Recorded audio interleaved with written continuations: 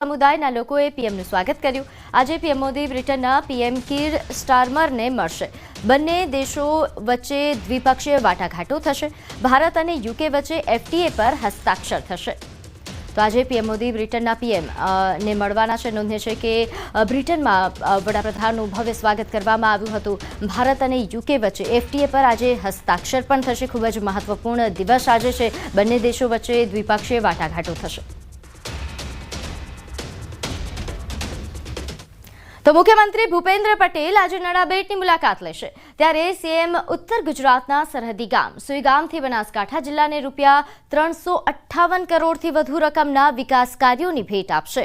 આ વિકાસ કાર્યોના લોકાર્પણ ખાતમુહૂર્ત કર્યા બાદ તેઓ નડાબેટ બોર્ડર આઉટપોસ્ટ ખાતે બોર્ડર સિક્યોરિટી ફોર્સના જવાનો સાથે સંવાદ સાધશે। મુખ્યમંત્રી ભૂપેન્દ્ર પટેલ નડેશ્વરી માતાના મંદિરે દર્શન પણ કરશે।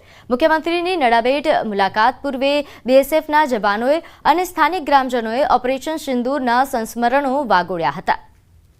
સરહદી વિસ્તારના નિવૃત્ત જવાનો અને અમારા નિવૃત્ત જવાનોના જે સભ્યો હતા એ લોકોએ પોલીસ બીએસએફ અને આર્મીને બરાબર સહકાર આપ્યો। પોલીસની સાથે રહી અને જે જાણ અજાણ અને સરહદી ગામમાં આતંકવાદી ઘૂસણખોર ન ઘૂસે એના માટે સાથે રહી અને દરેક જવાને પોલીસને સહકાર આપ્યો, बीएसएफ ने साथ आप्यो અને સાથે રહીને हिम्मत राखी। हमारे जवानों ने विषम परिस्थितियों में भी अनुशासन व समर्पण के साथ अपने कर्तव्यों का निर्वहन किया।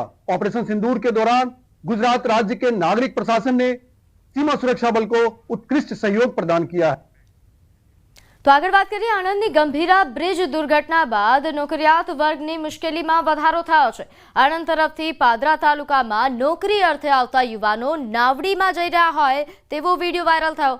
બ્રિજ તૂટી જતા હવે સ્થાનિકો અવરજવર માટે નાવડીનો સહારો લઈ રહ્યા છે। હાલ તો નોકરી કરવા આવતા યુવાનો નાવડીમાં મુસાફરી કરી રહ્યા હોય તેવો વિડીયો વાયરલ થઈ રહ્યો છે।